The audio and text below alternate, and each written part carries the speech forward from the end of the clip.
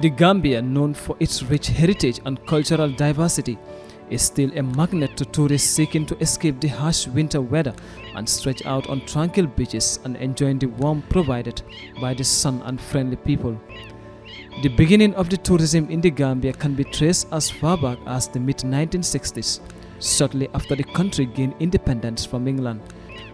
Reliable accounts have it that tourism in the Gambia started by accident when the Swedish gentleman called Bertil Hardin, who was traveling from the northern Senegal to northern part of the neighboring country, lost his bearing and drove towards Banjul.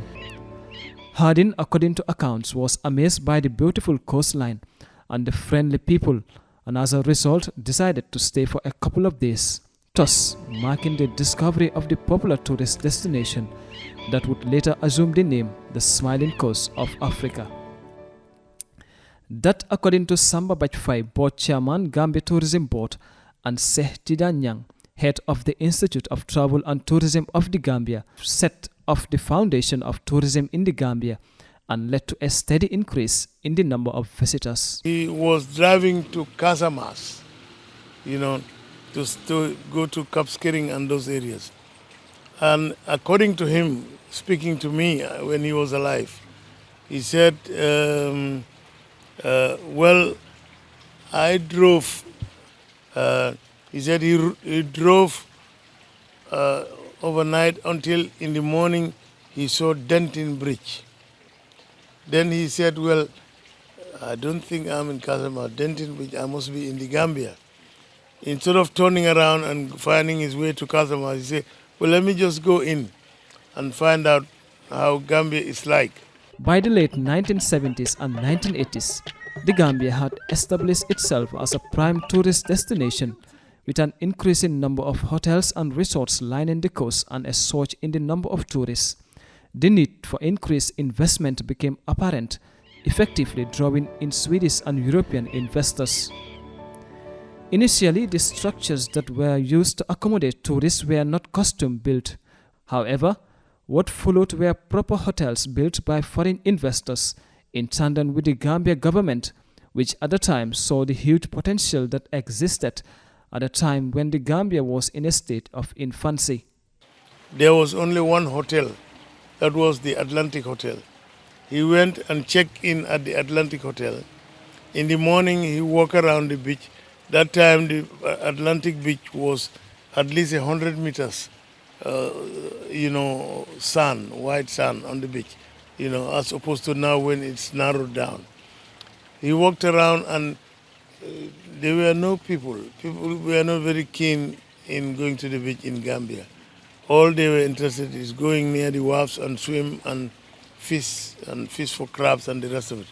So he said, this seems to be a very nice, quiet place. Let me stay a few more days. With the rise of tourism, the demand for well-trained staff to work in hotels, restaurants, and serve as tour guides became absolutely necessary. Then emerged Gambia Hotel School, which was later upgraded and renamed Gambia Tourism and Hospitality Institute. Others, like Institute of Travel and Tourism of the Gambia, were born to cater for the ever-increasing need for trained human resource and seasoned professionals. Seh Tidanyang, a veteran in the tourism sector, who saw it and witnessed the evolution, weighs on the gains made by the sector. Became an accidental industry which had no policies that would guide it to where it is today. As a result of which, government thought it wise and had key people in key positions who were very knowledgeable, and they thought it is good to look at good examples. And if I remember talking to the late Tom Senghor, that he and the late Tafa Sose, who were permanent secretaries in various ministries, they went to Kenya, from what I gathered from Tom Senghor, that they looked at, they did a case study as to Kenya, how it developed to where it is today, and they came and wrote a report. And after that, the Buffalo studies formed the basis of our tourism development at that initial stage.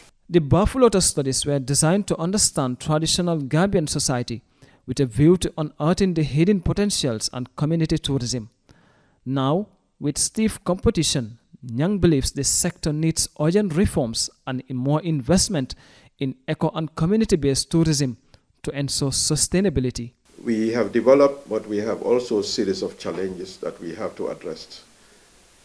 Most of the countries in the sub-region do not operate the same system as we do. We depend entirely on package tours. The industry is seasonal, and it starts from October to April, and that's where it ends. We have been operating on this system since inception of tourism, and I think we have seen it gradually diminishing. Tourism is one of the sectors that helps the Gambia maintain a level of buoyancy.